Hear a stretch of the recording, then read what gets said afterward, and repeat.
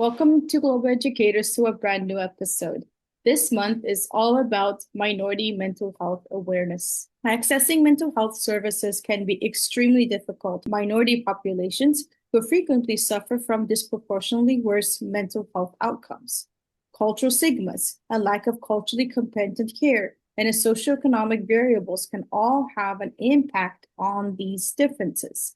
Again, this episode is called Minority Mental Health Awareness. Since there's a lot of conflicts and war happening around the world, I thought to myself that this is an important topic to bring up for us to discuss about the people that are lacking equal education, equal healthcare, and basic life necessities. But I am here and I'm glad to have an amazing speaker all the way from a different continent.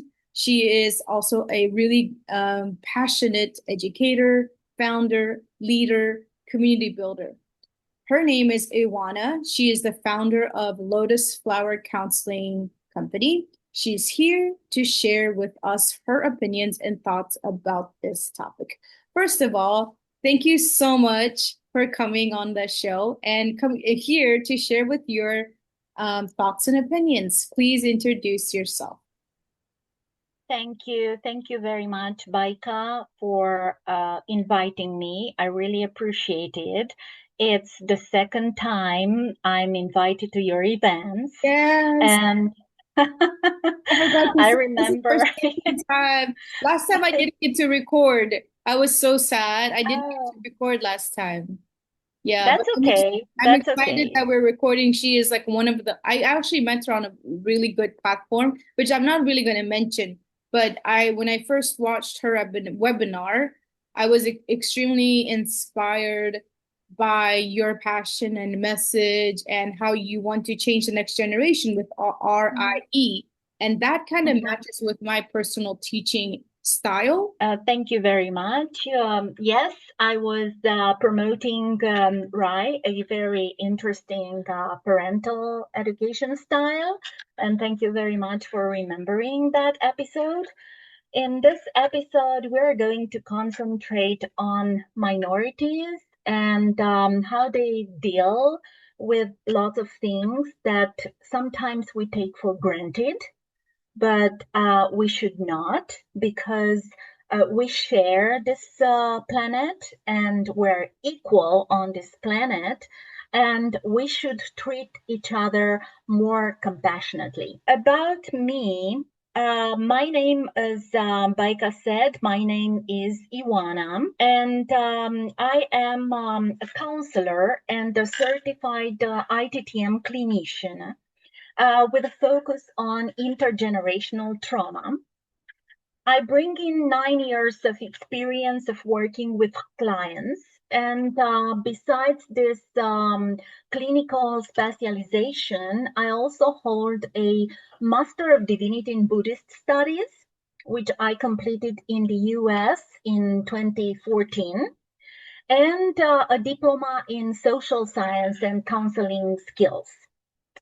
My background with intergenerational trauma qualifies me to deal with clients in practice, both grown-ups and kids, and it also helped me a lot. Also deal with my own issues within times, because we all have issues.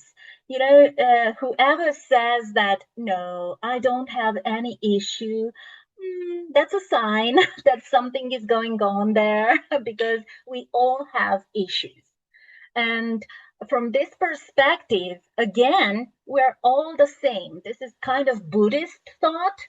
But when we realize that we are the same in our aspirations, in our fears, in our dreams, in our hopes, then little by little we can develop empathy for our siblings, for our friends, and why not for other people. Indeed, I'm the founder of Lotus Flower Counseling, where I offer lots of workshops on education, parental education, on trauma, as I said, Zendalas, which are some kind of therapeutic art.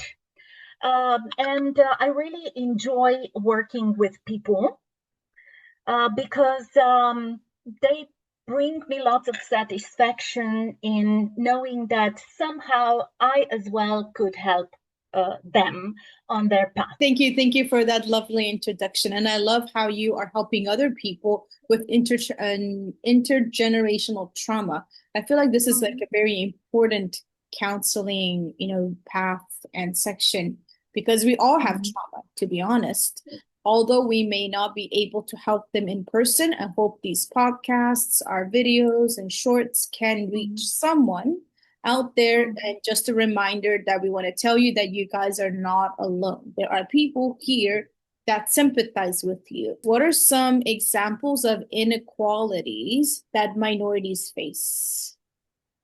Okay, thank you very much for the question. Before I answer, I want to let you know that I don't fix people. So I'm just helping them on their journey, and all the hard work, they are doing it. I'm just presenting them exercises, diagrams they could do, but the hard work is theirs, not mine. So I just wanted to say this a little bit. So about your questions, what are some examples of inequalities that minorities face? So I would say there are a lot. For instance, in healthcare, minorities often experience limited access to quality services. In some countries, they don't have maternal possibilities like in other countries, or to stay home for a while with their kids. There's lots of bias, right? And it's very important that we treat them just like we would want to be treated. So that's very important. Something else, as we were talking about mental health issues, this is very important and it's very hard topic because they deal with lots of stigma. One of the stigma they have is, and I'm pretty sure you know this, many people believe that our fellow humans that have some mental issues, they are violent. Did you have this impression that this is like the general opinion that mental health people are violent, right? Yes. And this is, we deal with a person, but somehow we expect them to be violent. This is not good for the dynamic. It's not good for the conversation because they feel our energy. They feel our fear. And I can give you an example from my own family. So my grandmother had Alzheimer, and she kind of was very not violent. I wouldn't say violent per se, but kind of very agitated, right? And when we contradicted her, that's another thing that we tend to do. Like if somebody has delusions, for instance, right? You don't have to contradict them. If you see a pink object and your pink is more intense than my pink, would it help to contradict about the level of pinkiness in that object? No, it would not help. So one of the things that most people do, they contradict them and they want to change their perspective, which is really bad. And I have to tell you, not knowing back then, like it was like 15 years ago or less, not knowing anything about Alzheimer's, I myself used to contradict her and tell her that, look, we don't do this. It was not the best thing that I was supposed to do. And I learned this by also engaging with her. after she died, I did a course about how to engage with people with Alzheimer. But I have to be very honest with you. There was a lady that stayed with my grandmother, and at some point she had a very good relationship with my grandmother. And I was telling her, "You're very wise. You're very wise. How do you do that?" And she said, "I don't contradict her. I don't contradict them. Right.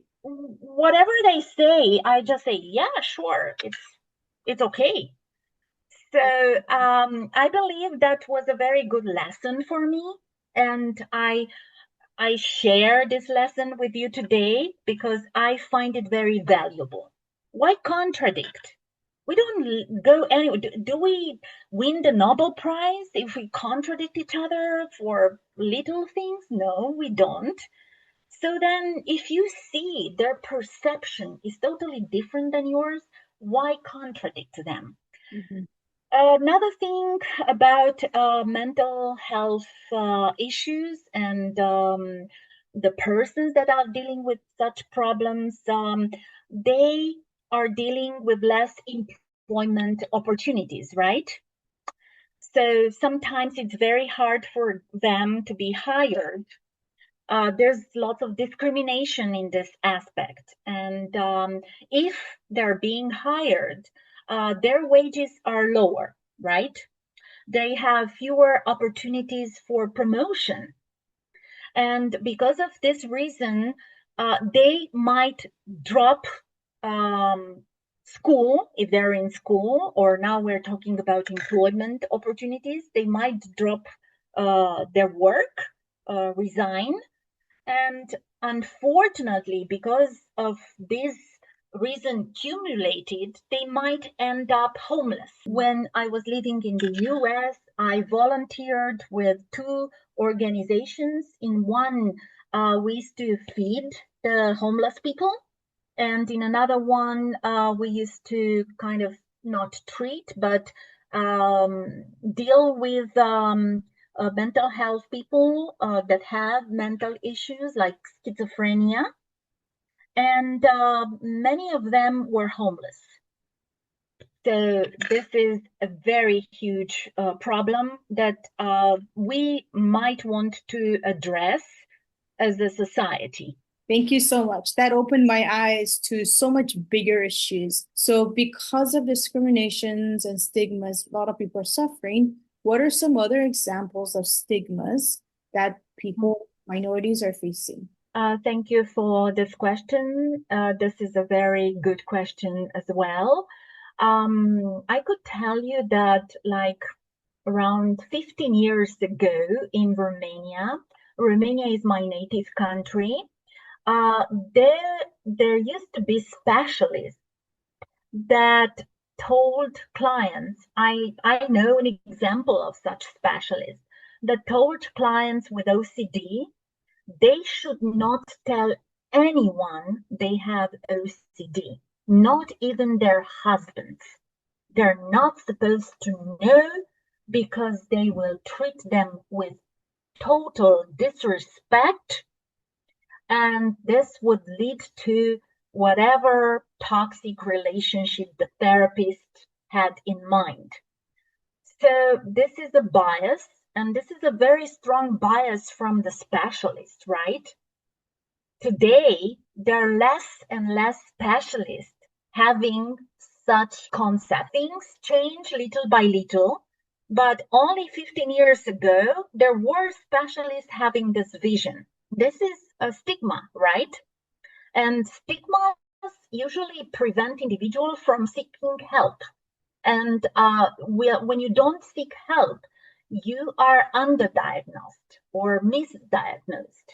And this also contributes to your not seeking help, to your not being mentally well, to your not having a good life, missing opportunities, not having friends.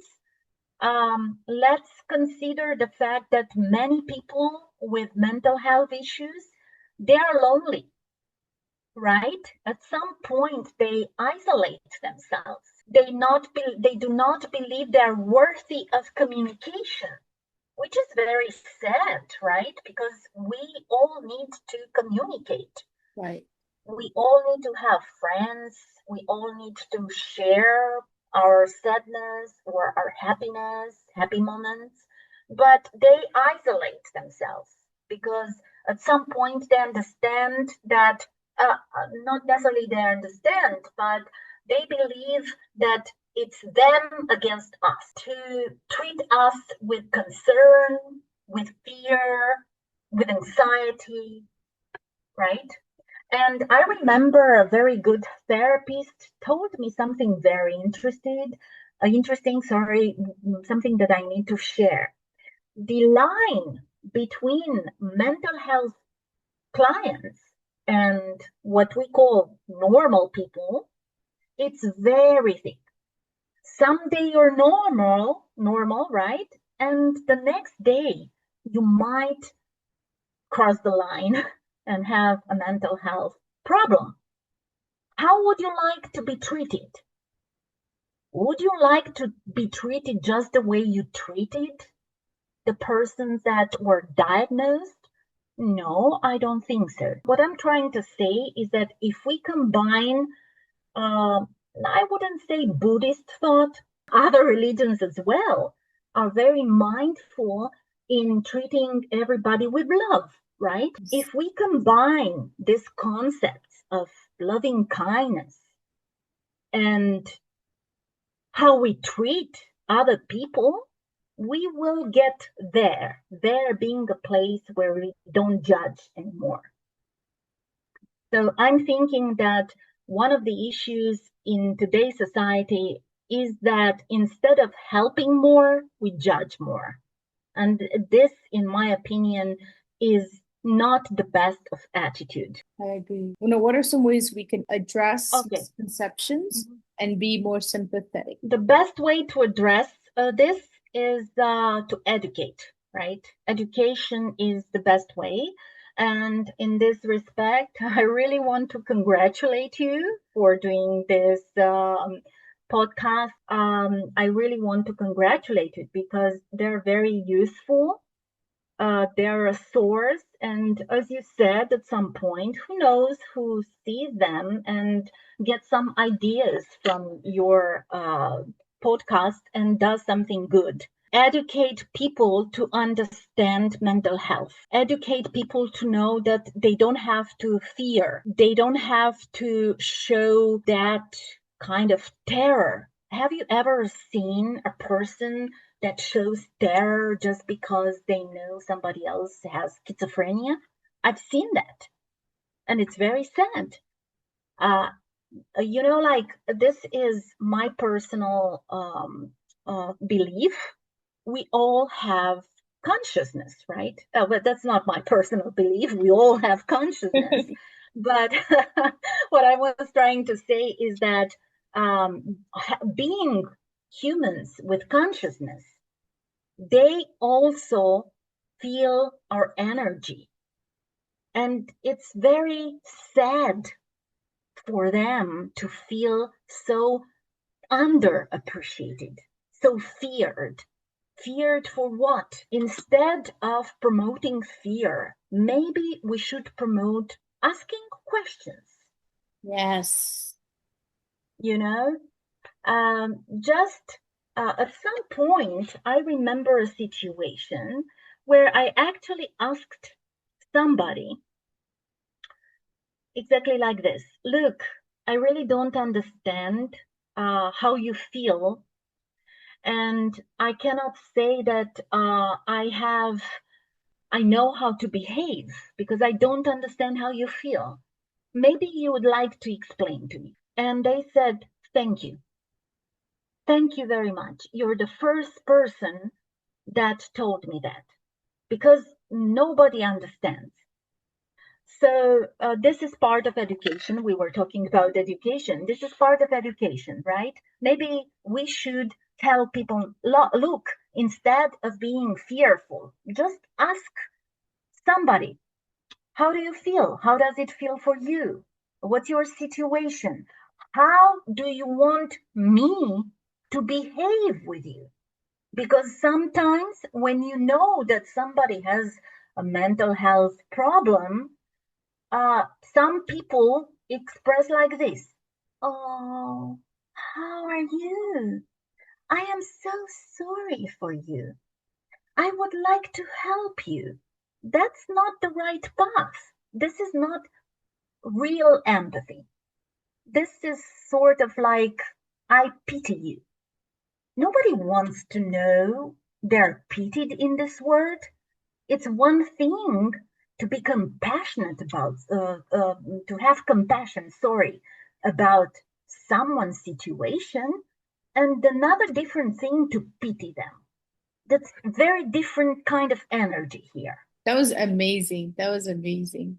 Thank you. So this is about the part where we dealt with education. Another thing is community engagement, right? After we educate people, they will know more and they can partner up with trusted figures like religious leaders, political people, local activists. They can partner up and do programs for people, right? And this is very good. The third aspect is media representation. Once there is community engagement, there are leaders involved, we can go to the media, and present them what we have in mind, tell them how important it is to portray a positive aspect about these minorities, right? Then we can train people. It's very important to train providers. For instance, as I said, I'm an ITTM certified clinician, right? My teacher in Canada, she developed this program, and she is also training people. It's very important to have many trainees with methods that proved to be efficient. Because I have to be honest with you, there are people that also promote methods that have no scientific basis. And sometimes not only they don't help, but they harm. So if you have a method that is working, train providers, train people to continue your work. This is also very important. And of course, public policies. Public policies are kind of the last ones. So this needs to be some steps before that, because usually when it comes to politicians, they need to see results, good results, results that they would kind of use in their campaigns. So I feel that this is the last one, the public policies, unfortunately. Do you think we have Yes. any therapists for minority mental health? And if so, or if not, how can therapists help minorities? Mm-hmm, mm-hmm. First of all, in my opinion, we don't have enough therapists. We do have lots of therapies, but like to be a good clinician or to be a good counselor, especially now that there are so many online opportunities to practice counseling, I feel that practitioners should also be trained to be culturally sympathetic. And from this perspective, there are very few, I wouldn't say very few because it's not a study I done. I don't want to generalize or something, but I feel there should be more that understand culture differences as well, and address their clients taking this into account. Because it's one thing to address an American client, and one thing to address a client from India or one from Romania. And in this global world, we kind of need to have this sensitive approach into understanding that while we're all the same, we're also very different, and know how to deal with these things. So cultural competency training would be very good. Thank you all for tuning in. Make sure to watch the video to the end and watch out for a new episode just like this. Goodbye till then.